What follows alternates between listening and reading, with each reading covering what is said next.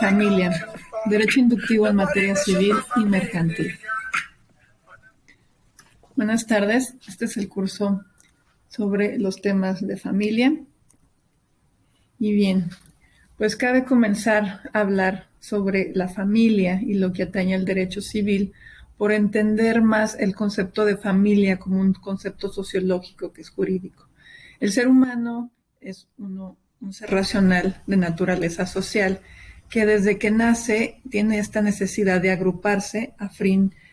de poder subsistir y poder afrontar todos estos retos para la sobrevivencia,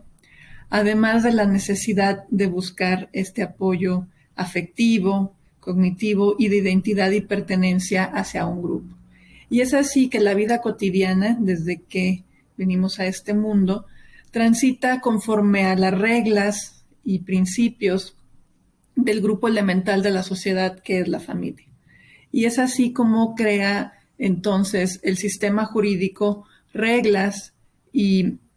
normas precisamente para sistematizar y perfeccionar estas relaciones de la vida cotidiana que se toman desde un ámbito de la intersubjetividad. ¿Cómo es que nos relacionamos con nuestros prójimos más próximos? Ahora, la familia es pues sí es reconocida más como un concepto sociológico que jurídico, pero al momento de tener que sistematizar y entender estas relaciones humanas, tiene por fuerza un concepto jurídico que finalmente tiene como elementos ya no definir a la familia como una conformación única o ideal de grupo humano, esto es la familia clásica que tenía que estar conformada por un padre, una madre y por descendientes. Ahora el concepto es mucho más amplio y mucho más acorde a nuestra realidad y a nuestra sociedad. Y bueno, los elementos relevantes para que se tomen en cuenta es precisamente esta voluntad de permanecer junto a este grupo de personas, fomentar estos lazos afectivos y que así finalmente se traducen desde esta interacción cotidiana por una intimidad del grupo familiar, también por el mantenimiento de estos afectos y por la obligación de esta ayuda mutua y solidaria. Y como comentaba, la familia no tiene una sola forma en que se pueda integrar. Ya la ley reconoce que la familia se conforma de diversas maneras y bueno, sí existen algunas instituciones como lo es el matrimonio, como lo es el reconocimiento de las uniones de hecho y también con una figura reciente, los estados civiles de sociedad de convivencia o de unión civil, que en principio fueron concebidos para poder afrontar esta debate que hubo o que sigue, que continúa respecto a la conformación de familias por personas del mismo sexo. Pero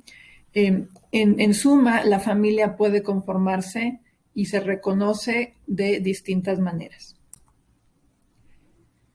También habría que reconocer como fenómeno sociológico a las familias también se identifican de distintos modos. Podemos hablar de la familia nuclear, esto es la familia que solo se conforma por progenitores y descendientes, o bien la familia extensa que se conforma por la vida e interacciones cotidianas entre más de dos generaciones, esto es padres, abuelos o incluso con hermanos, tíos que viven dentro de un mismo domicilio, una misma habitación. Y bueno, también el reconocimiento puntualmente por todas las consecuencias jurídicas que puede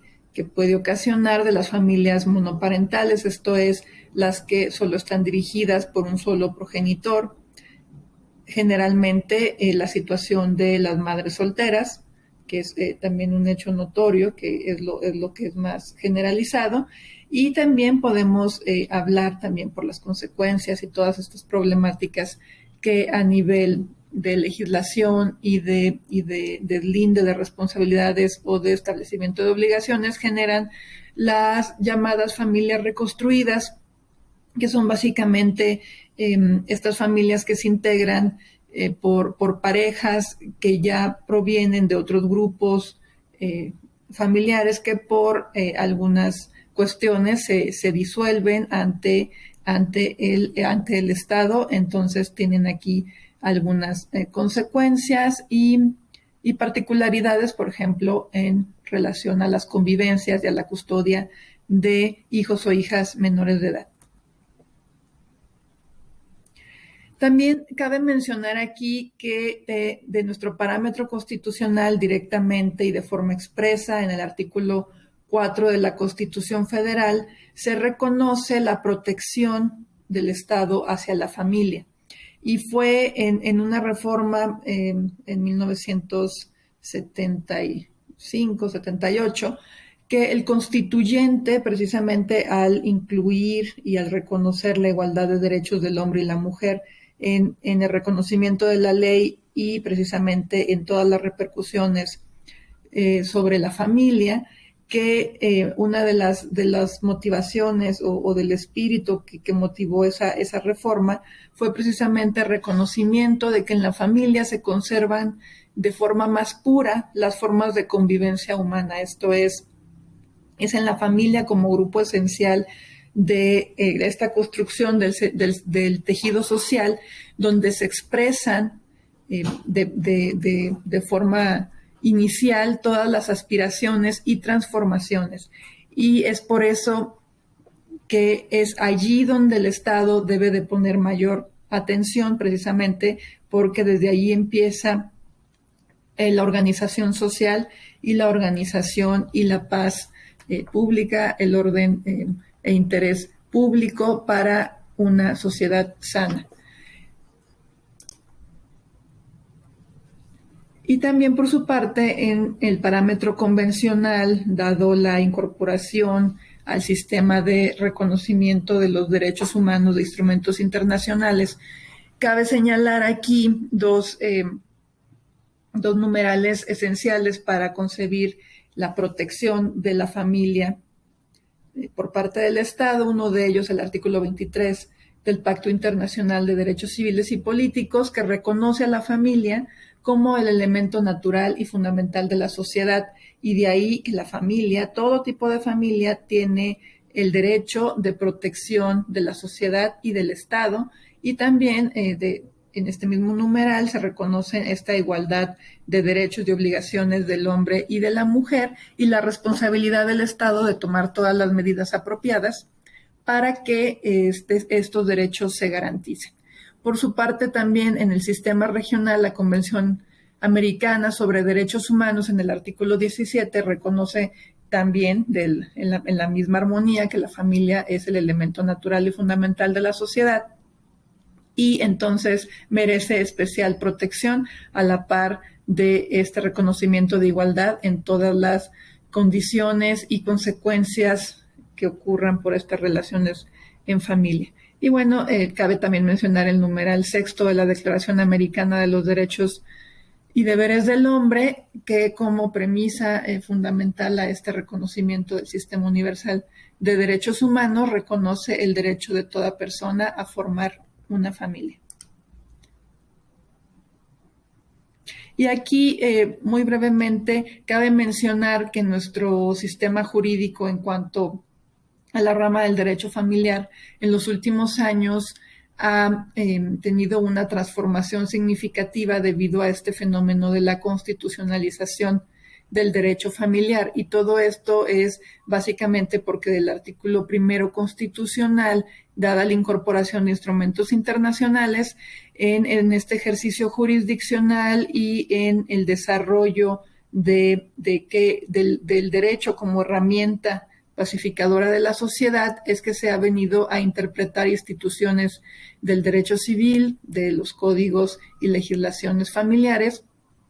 de modo que resulten acorde a esta protección y garantía de derechos humanos, porque es el modo en que el Estado mexicano puede cumplir con estas obligaciones que derivan directamente del artículo 1 constitucional y en consecuencia de las obligaciones que ha contraído frente a estos sistemas internacionales y regionales. Y además también aquí cabe señalar estos 4 pilares o 4 temas relevantes que han venido están transformando el derecho de familia y la forma de concebir a los grupos familiares, que precisamente provienen desde el reconocimiento de derechos, como es el reconocimiento del derecho al libre desarrollo de la personalidad, que interactúa con este reconocimiento de los procesos de individualización y capacidad de agencia, también todo el parámetro y de sistema de derechos de la mujer y de derechos a la vida libre de violencia, también a esta visibilización respecto a la realidad sobre la forma en que el ser humano puede reproducirse, y entonces estos desafíos que presenta hacia el entendimiento de las filiaciones, del parentesco, y también por su parte todo el esquema que emplea hacia la infancia y la adolescencia derechos de especial relevancia.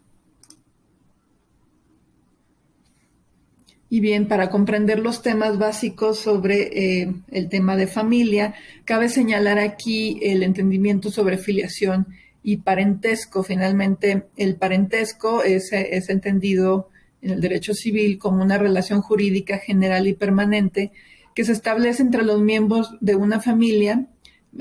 generalmente por virtud del matrimonio o de la unión de hecho del concubinato, o bien de la filiación y también de las figuras de adopción. Es así que podemos hablar que el parentesco puede ser de 3 formas. Hablamos de parentesco civil en los casos de adopción simple, consanguíneo, que es evidentemente,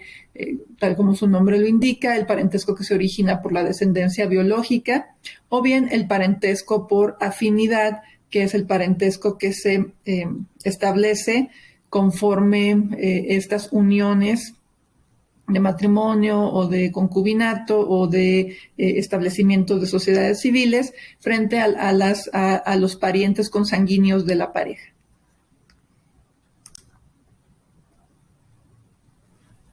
Y también cabe mencionar que la filiación finalmente es como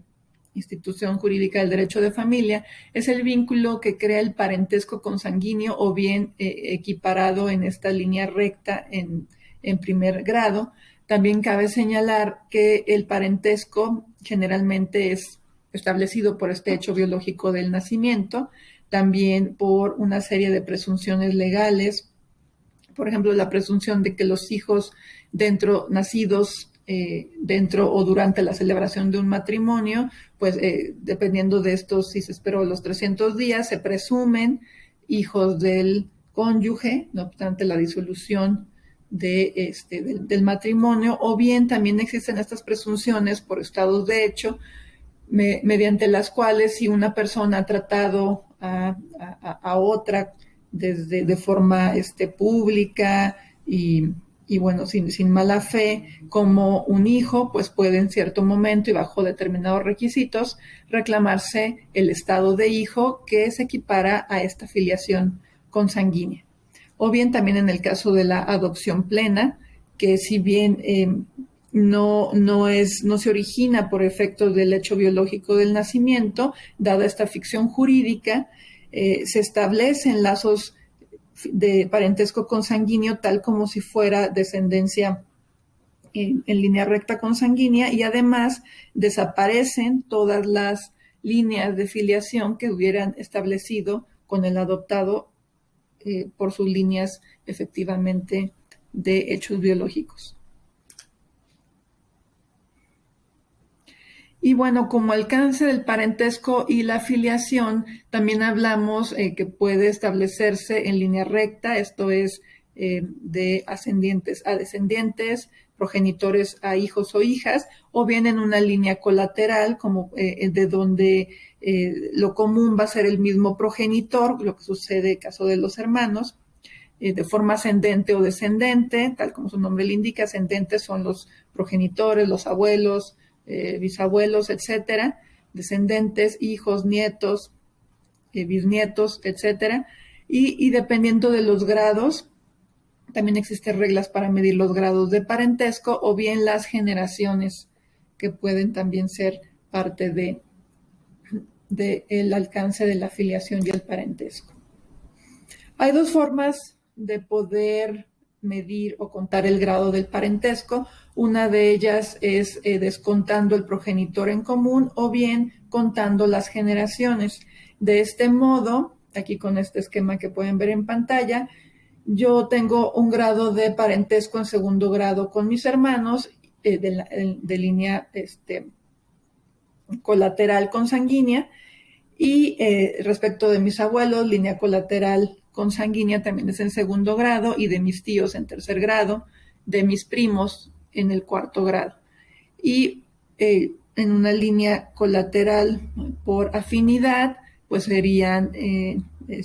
suegros o suegras, sería en primer grado, con los cuñados o cuñadas sería en segundo grado. Y así sucesivamente es como se cuentan los grados de parentesco, que para el derecho, para el sistema jurídico es relevante, dado que no solamente en derecho de familia, sino también en muchas otras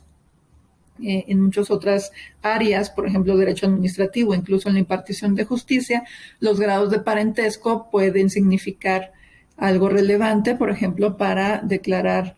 impedido a determinado juez o jueza que conozca de un asunto si es que tiene un pariente hasta el cuarto grado que sea alguna de las partes de esa controversia, por mencionar algunos de los ejemplos, y es por eso la relevancia.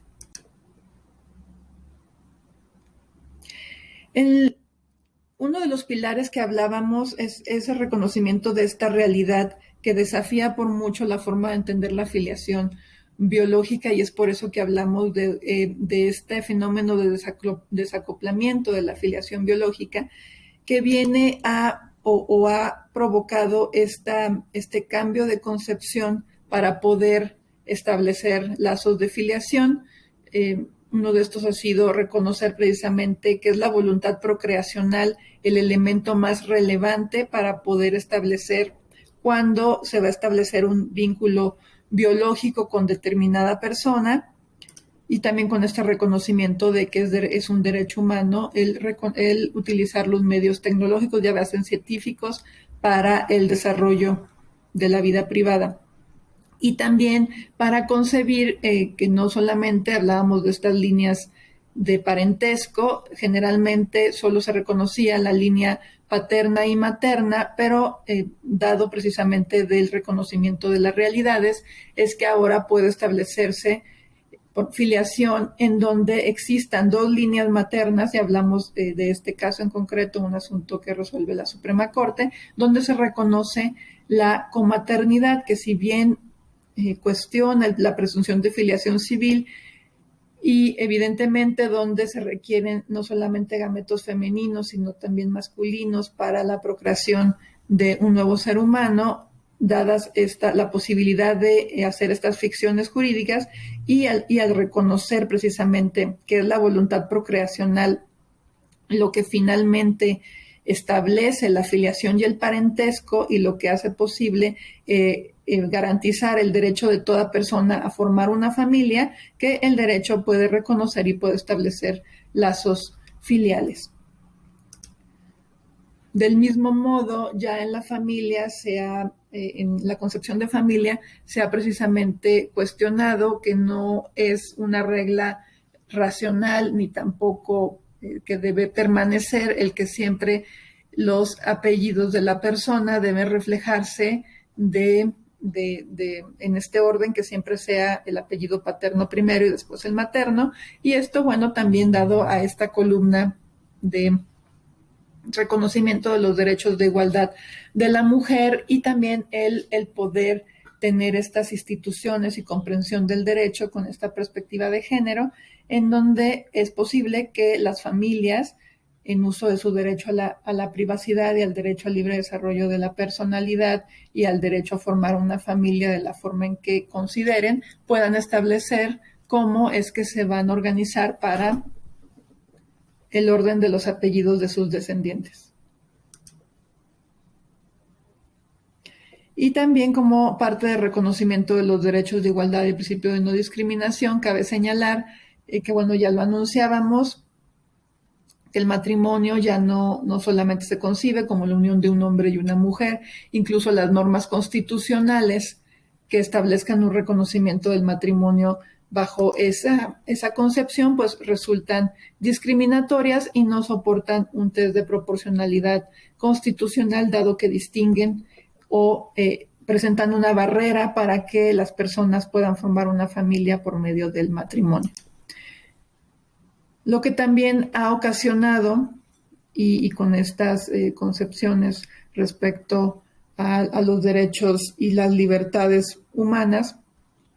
concebir de forma distinta a las uniones de hecho, como es el concubinato, donde se establecían ciertos requisitos para que pudieran concebirse y provocar consecuencias jurídicas. El concubinato, ya en una concepción actual, debe definirse simplemente como una unión de dos personas que desean unir su vida en común de forma solidaria y para proporcionarse ayuda mutua, pero que no desean la intervención del Estado. Y bueno, también algunos requisitos como el que estén libres de matrimonio ya también vienen a desafiar precisamente si son acordes con el sistema de reconocimiento de los derechos humanos. Y una de las problemáticas que da más las uniones de hecho es precisamente que ante esta falta de registro es necesario que entonces las partes al momento de una disolución de esta unión de hecho puedan tener algún medio probatorio, pues se les impone la carga de la prueba para demostrar a partir de cuándo es que se disuelve la unión de hecho. Y bueno, también aquí está un muy interesante desarrollo jurisprudencial en torno a estos temas que, dependiendo de los méritos de cada caso, pues tendrá su respuesta.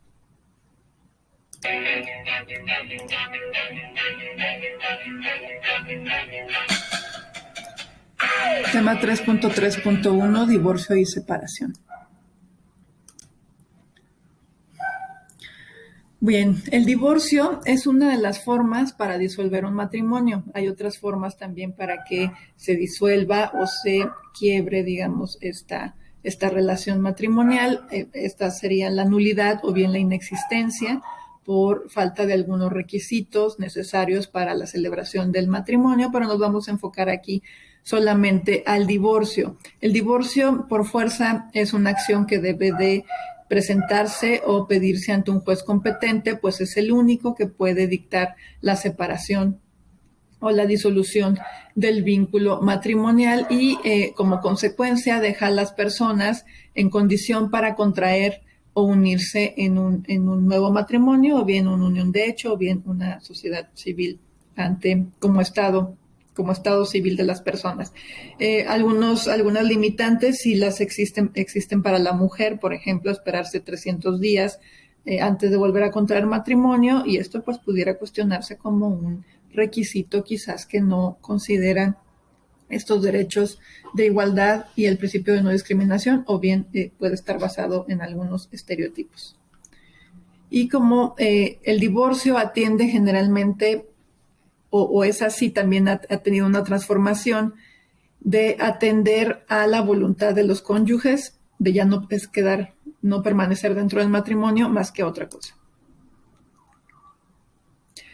Como tipos de divorcio podemos señalar el divorcio necesario, que ya prácticamente está derogado por criterio jurisprudencial y también porque ya muchas legislaciones simplemente contemplan este divorcio unilateral o sin expresión de causa. Y bueno, el divorcio unilateral o sin expresión de causa es un procedimiento judicial. Se tiene que dictar ante el juez de lo familiar, acompañando una propuesta de convenio. Y no obstante no se llegue a un acuerdo en este convenio, el procedimiento es muy puntual en establecer que se debe de disolver y dictar esta sentencia de divorcio, de disolución del vínculo matrimonial, y todas las consecuencias inherentes a esto ya se verán en una vía incidental. Y por otra parte tenemos también el divorcio administrativo, que se puede dar simplemente ante el mismo juez de registro civil, pero cumplir con determinados requisitos, tales como no haber tenido hijos en común, que no exista esta posibilidad de que la mujer esté embarazada, y además también que el régimen patrimonial que hubiesen escogido fuese de separación de bienes a fin de no tener que disolver ningún matrimonio. Hablábamos que el divorcio atiende ya a partir de estos criterios jurisprudenciales simplemente a la voluntad de ya no permanecer dentro del matrimonio, y precisamente aquí es donde también mencionábamos esta columna de reconocer estos procesos de individualización y agencia personal como parte del reconocimiento del derecho al libre desarrollo de la personalidad. Y así fue que la primera sala de la Suprema Corte determinó en la contradicción de tesis 73/2014 que todas las legislaciones que exigían demostrar una causa de divorcio vulneraban este derecho al libre desarrollo de la personalidad, porque también no se justificaba que si uno de los cónyuges ya no quería permanecer dentro del matrimonio, tuviera que demostrar de forma fehaciente, y esto es con medios probatorios corroborados y después de un procedimiento muy largo, que ya necesitaba terminar con la relación de matrimonio, porque finalmente también el derecho familiar tiene una vocación y un fin pacificador de estas relaciones familiares. Nuevamente, aquí cabe señalar lo que apuntábamos desde un principio: el derecho es una herramienta para poder entender estas relaciones de la vida cotidiana, y no tenía mucho sentido hacer estos procesos largos y cansados que desgastaban finalmente y afectaban incluso a todos los integrantes del núcleo familiar, precisamente por estas exigencias y cargas probatorias y requisitos que al final de cuentas pues simplemente era la petición de uno de los contrayentes de ya no permanecer unido en matrimonio. Y esto aquí pues nos puede llevar también a cuestionar que en el reconocimiento de este derecho al libre desarrollo de la personalidad, pues, y esta concepción de la familia como una integración variable de modos y tipos de conformaciones, pues quizás estemos también transitando hacia un reconocimiento de otras figuras o uniones de grupos humanos, como puede ser la poligamia. Y bueno, como efectos del divorcio, evidentemente que serían todas estas cuestiones que se tienen que ver ya de manera incidental, la disolución de un vínculo, sea de matrimonio o sea también de una unión de hecho, repercute en varios aspectos. Uno de ellos es el establecimiento de obligaciones alimentarias, las determinaciones sobre guarda y custodia de hijos e hijas, la convivencia con los progenitores, también las disoluciones sobre lo relativo a qué va a pasar con el patrimonio de esas familias, y la posible figura de compensación. Una vez presentada la petición o la acción de divorcio, existen efectos provisionales, y entonces el juez ahí, dependiendo y atendiendo a la situación, deberá decretar algunas medidas como la separación de alguno de los cónyuges del domicilio, asegurar también el pago de alimentos provisionales, decretar también de forma provisional quién se queda con la guarda y custodia de los descendientes, y en consecuencia fijar algún régimen de visitas, hasta que no se resuelvan en definitiva todas estas cuestiones. Y en cuanto a lo patrimonial, también en algunos casos, deberá decretar algunas medidas de protección a fin de que no se pierda estos bienes que formen parte del patrimonio en común, y ya en definitiva podrá decretar, una vez disuelto el vínculo matrimonial, algunas de estas medidas, o bien hasta que se resuelvan en las vías incidentales conducentes. Para entender también la forma en que se disuelve el patrimonio en estas acciones de divorcio, cabe mencionar que la posibilidad de que se establezcan, básicamente las legislaciones son armónicas, pueden cambiar un poco los nombres de entender estos regímenes patrimoniales, pero generalmente son tres: sociedad conyugal, una separación de bienes y un sistema mixto. La sociedad conyugal implica que todos los bienes de los cónyuges al momento de contraer matrimonio, pues suman un bien en común, mientras que la separación de bienes es todo lo contrario, todos los bienes permanecen simplemente en el cónyuge que los obtiene, o bien un sistema mixto donde precisamente por medio de esta expresión de la voluntad, la pareja puede determinar qué bienes van a formar parte de este patrimonio en común y cuáles continúan simplemente como parte de su propiedad individual.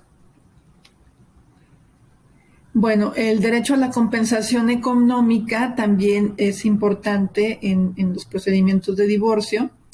que más adelante veremos que tiene algunas diferencias con estos derechos alimentarios, porque prevalece una vez disuelto el vínculo matrimonial, y precisamente aquí, bajo esta concepción del legislador de reconocer estas desventajas por condición y por situación de género, es que se establece el derecho de pedir una compensación económica que tiene como lógica poder restablecer un equilibrio para el cónyuge que se dedicó de forma exclusiva o bien preponderante a labores domésticas o a crianza y cuidado de los descendientes, lo cual le provocó la imposibilidad o este costo de oportunidad de no poder dedicarse a un trabajo remunerado y en consecuencia disminuir su patrimonio, que una vez disuelto el matrimonio, disuelto la unión de concubinato, pues evidentemente se traduce en una desventaja para poder enfrentar los gastos y todas las consecuencias de una separación. Y efectivamente también por este reconocimiento de protección a la familia en cualquiera de sus formas de conformación, jurisprudencialmente se ha desarrollado que tanto en la disolución del matrimonio como en la disolución del concubinato, el derecho, los jueces, las juezas tienen que dar las mismas consecuencias jurídicas. Si bien en un estado de hecho no existe obligación de establecer de forma expresa un régimen patrimonial, porque precisamente prevalece esta libertad de los cónyuges de no querer involucrar al Estado, no querer hacer ningún registro de su unión familiar, tampoco es que queden desprotegidos y ya esto dependerá de cada caso para poder establecer reglas que puedan distribuir los bienes en común si es que los hubiera, y bueno, también tienen esta posibilidad de establecerlos desde el inicio de la unión de hecho y en su momento, o bien demostrar que es necesaria una liquidación, tal y como si fuera un régimen en matrimonio de sociedad conyugal.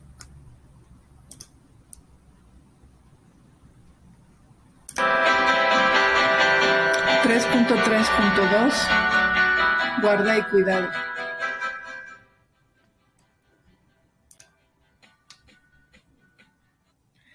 La guarda y custodia de los descendientes es un tema complejo, en tanto, bueno, finalmente deriva de una obligación también y un deber que se establece y se reconoce también dentro de este parámetro constitucional y convencional de protección a los niños, niñas y adolescentes, en donde no solamente es obligación de los progenitores, sino que también el Estado es el garante de que estos cuidados, estas custodias se efectúen de forma apropiada, y aquí permea de forma muy relevante un principio constitucional que es el principio del interés superior de las infancias y adolescencias, ya que es de interés público y social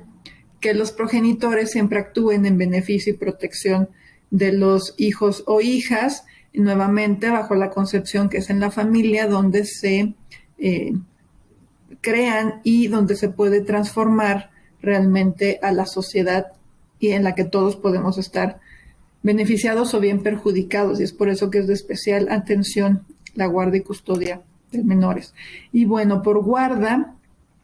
en la doctrina se entiende precisamente que es este elemento en donde se debe de procurar que los descendientes no dejen la casa del progenitor, salvo permiso de quienes ejerzan la patria potestad o bien una determinación judicial. Existen derechos también reconocidos en la Convención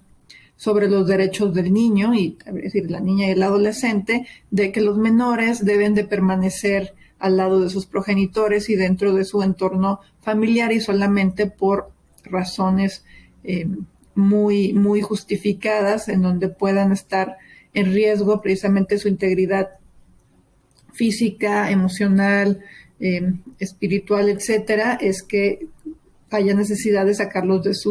de su entorno familiar. Y bien, y por custodia es este ejercicio de facultades y derechos necesarios para cuidar y para criar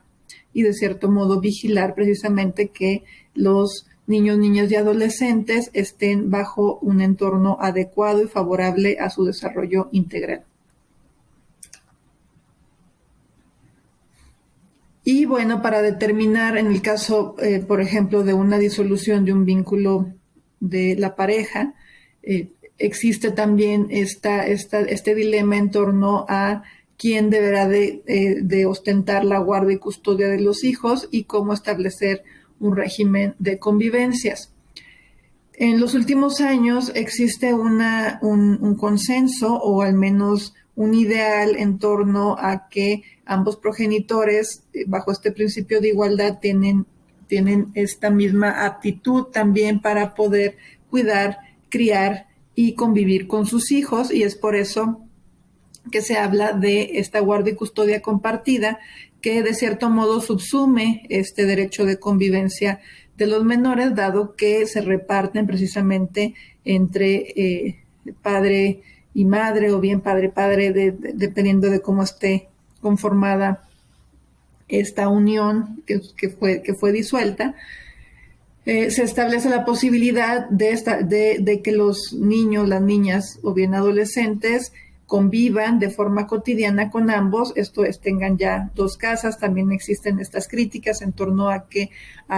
las infancias y adolescencias lo que requieren es estabilidad y permanencia, y que no es bueno que tengan dos domicilios. Este análisis evidentemente tiene que ser caso por caso. Habrá familias cuyas dinámicas puedan demostrar que sí es conveniente la guarda y custodia compartida, y habrá otras familias que, dado la forma o el domicilio donde radiquen, pues no sea tan conveniente establecer un régimen compartido.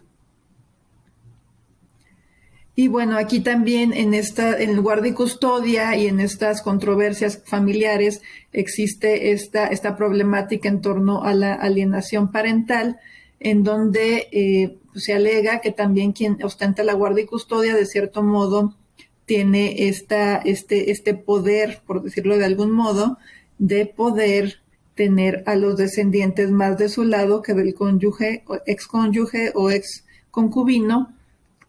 con el que no viven. Pero, final de cuentas, este fenómeno de alienación parental, ya en una acción de inconstitucionalidad, la Corte dijo que no podría considerarse precisamente para alegar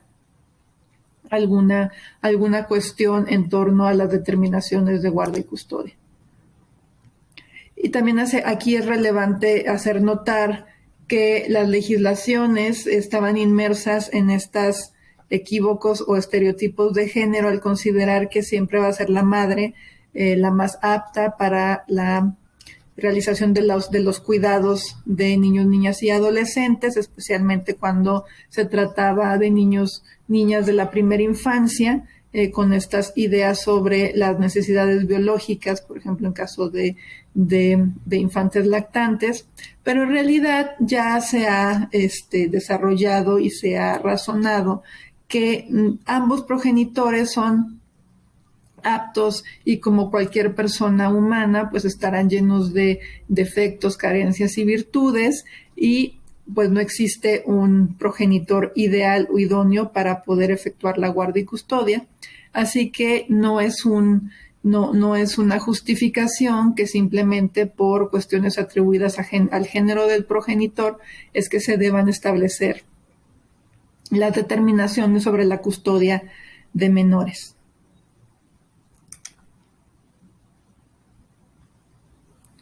Y así, para determinar quién es el más apto para ostentar la guarda y custodia de menores, los operadores jurídicos lo que deben de considerar precisamente es un análisis respecto a cada caso en concreto, considerando características y posibilidades de las y los progenitores y atender siempre a este principio del interés superior de la infancia, también sin invocar o erradicando todas estas concepciones o premisas que puedan estar basados en estereotipos de género. Por ejemplo, hay algunos casos donde ya la Corte ha analizado que no porque la madre se dedique a un trabajo que sea de alta responsabilidad y que quizás frente a la situación laboral del padre le ocupe de mayores horas para la dedicación al cuidado y crianza, pues eso tampoco sería válido para considerar que no fuera apta para las labores de crianza o la guardia y custodia de menores. Y esto es un análisis, quizás ahora se os escucha un poco extraño decir así el ejemplo, pero bueno, finalmente es caso por caso y atendiendo a las circunstancias muy particulares de los progenitores, de los niños y adolescentes, es que estas determinaciones deben considerarse.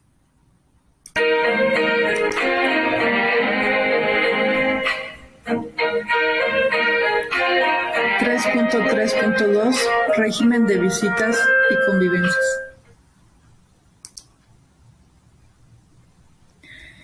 Bien, para entender este tema es preciso señalar que de acuerdo al artículo 9.3 de la Convención sobre los Derechos del Niño, es un derecho reconocido de las infancias y las adolescencias convivir con sus progenitores, no obstante estén separados de ellos por alguna causa. Y también en términos del artículo 23, en nuestro sistema reconoce en la Ley General de los Derechos Niños y Adolescentes este derecho. Es así que la convivencia es un derecho de los niños y adolescentes y no así de los progenitores, y esto cabe señalarlo de forma puntual porque generalmente se plantean estas acciones para solicitar convivencia de forma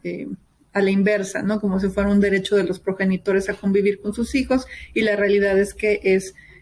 lo contrario, es el derecho de los niños a convivir y poder estar cerca de sus ascendientes. La convivencia, como también veíamos, sí es paralela a la guardia y custodia. Evidentemente, quien ostente la guardia y custodia, pues ejerce de cierto modo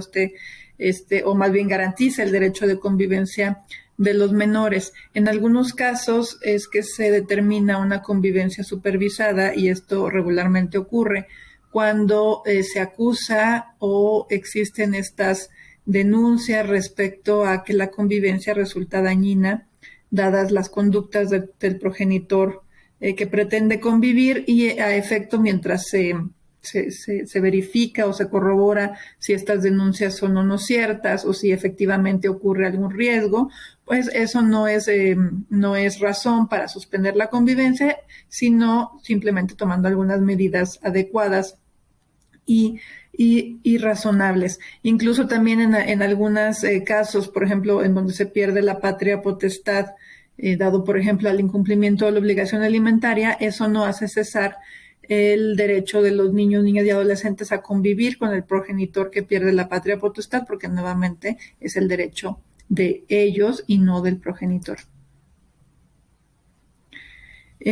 También hay determinaciones ya judiciales en donde se establece que sí es posible limitar la libertad de residencia del progenitor custodio si esto es con motivo de imposibilitar o limitar la convivencia.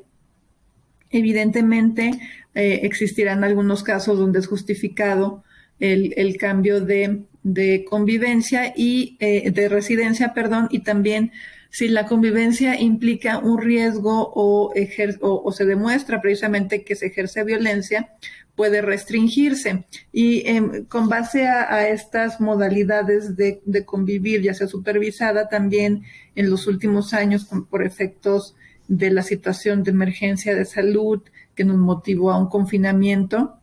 se establecieron estas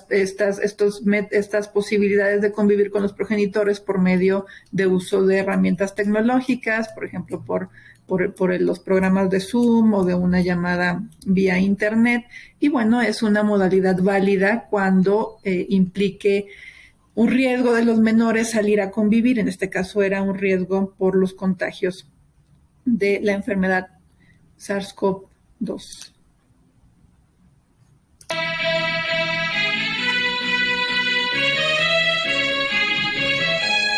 (3.3.3) Alimentos.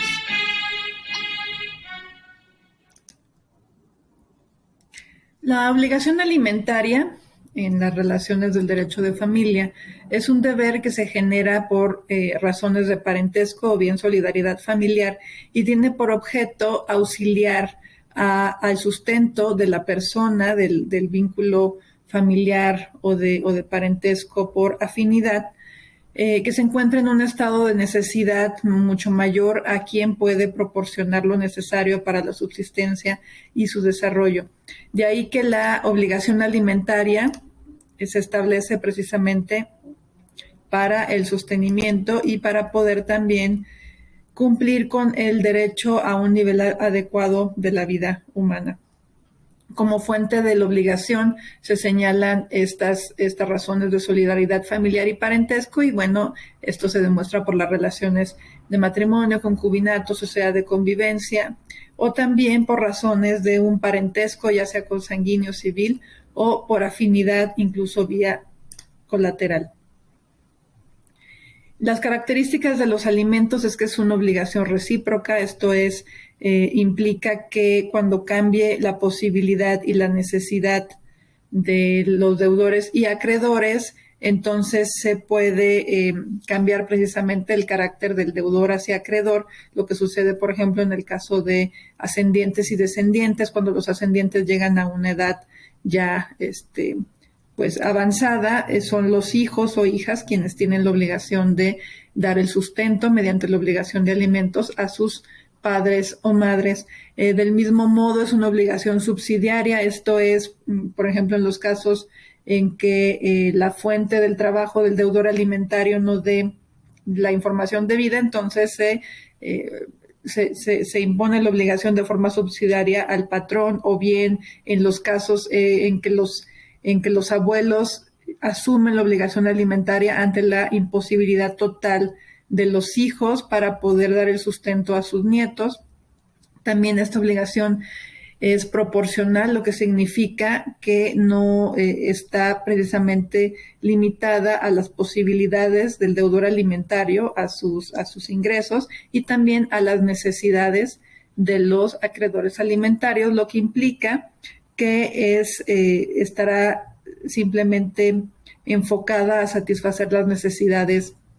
básicas y no así los lujos o comodidades. Es irrenunciable, es intransigible, no se puede pactar de ninguna forma sobre la obligación alimentaria, es incompensable, tampoco existe esta forma de buscar una compensación, sino que debe de cumplirse, es inembargable, que tiene esta prelación frente a otros créditos prioritaria, y además es intransferible.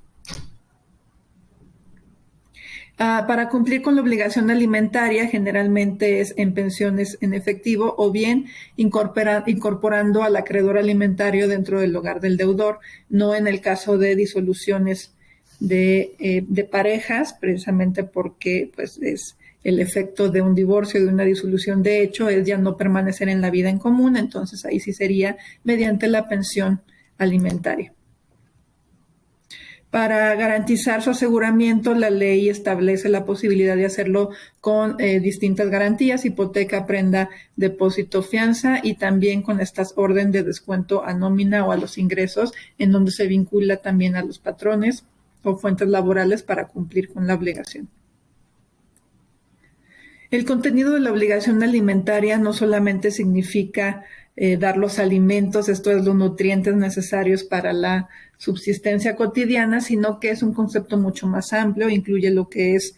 también el vestido, la habitación, todos los gastos por cuestiones médicas, también la obligación de satisfacer lo necesario para que se lleve la educación básica o bien una profesión de oficio, de ahí que una vez incluso que los hijos o hijas adquieren mayoría de edad, si continúan estudiando, también subsiste la obligación alimentaria hasta que logren tener esta profesión u oficio, pero evidentemente tienen que dedicarse. Y los alimentos también se ha reconocido, por lo que hace a las infancias y adolescencias, es un derecho de niños, niñas y adolescentes. Es esta triada, también es una responsabilidad prioritaria de los progenitores, y nuevamente por estos deberes contraídos por el Estado y reconocidos, como es el derecho a un nivel de vida adecuado de todas las infancias y adolescencias, el Estado tiene el deber de garantizar su cumplimiento, y es por eso el actuar oficioso en todos los casos de alimentos de los juzgadores y las juzgadoras, para llegarse de todas las pruebas necesarias y adecuadas para poder imponer de forma proporcional y adecuada el monto sobre la pensión de los alimentos.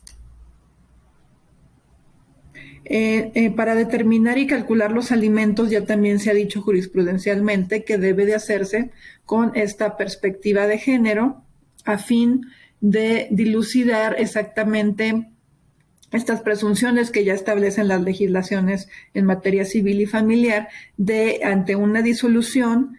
de un vínculo matrimonial, siempre existe la presunción del excónyuge de necesitar los alimentos cuando se dedica de forma preponderante o bien exclusiva al hogar. Simplemente cabe demostrar esta dedicación a labores domésticas para que exista la presunción de necesitar los alimentos, la cual debiera ser desvirtuada por, en este caso, el deudor alimentario, pero de forma fehaciente, y así corroborarlo en el juicio donde se esté reclamando los alimentos. Y bueno, una vez disuelto el vínculo matrimonial o disuelta la unión de hecho, va a persistir el derecho alimentario, generalmente con este principio de proporcionalidad por el mismo tiempo en que duró la relación de matrimonio, con algunos requisitos, por ejemplo, que no se contraigan nuevas nupcias u otros. También cabe señalar que con base en estas características que apuntábamos sobre los alimentos, hay posibilidad de demandar los alimentos retroactivos, porque está reconocido que la obligación alimentaria surge y se origina desde el nacimiento de la persona por virtud de este vínculo de parentesco, al igual que sería en un matrimonio o una unión de concubinato, surge a partir de su unión de solidaridad familiar. Y no obstante, hubiese, en el caso de parentesco de descendientes, hubiese un reconocimiento tardío en torno a la filiación, el derecho de recibir alimentos se retrotrae hasta la fecha del nacimiento, y es por esto que se otorga la posibilidad de reclamar los alimentos retroactivos. Evidentemente, el cálculo está sujeto a ofrecer los medios probatorios idóneos y adecuados que logren demostrar los gastos en que se incurrió en la materia de alimentos desde el nacimiento. La obligación alimentaria sí efectivamente puede suspenderse o cesar. El supuesto más lógico es pues cuando el deudor ya carece de los medios necesarios para cumplir con la obligación. Uno de estos supuestos es evidentemente cuando, a razón de los ingresos, pues solamente tiene lo suficiente para cumplir con sus propias necesidades de subsistencia, y aquí nuevamente pues es el principio de proporcionalidad el que indica que tendría que cesar o suspenderse mientras el deudor alimentario no mejore su situación. Pero nuevamente esto tiene que ser corroborado, porque es uno de los argumentos más repetidos en las controversias familiares en torno a que no tienen posibilidades los deudores alimentarios, y muchas de las veces pues son estas falsedades en torno a su posibilidad de contribuir con su obligación alimentaria. También cuando en el caso veíamos que los alimentos incluyen esta posibilidad o este derecho a que hijos e hijas continúen sus estudios para obtener una profesión u oficio, no obstante, si no se dedican debidamente al estudio y se demuestra ello, pues puede cesar la obligación alimentaria, o bien cuando incurren en injurias graves en contra del deudor, o en el caso de que exista posibilidad de cumplir con la obligación alimentaria incorporando al acreedor al domicilio y éste lo abandone, pues bueno, también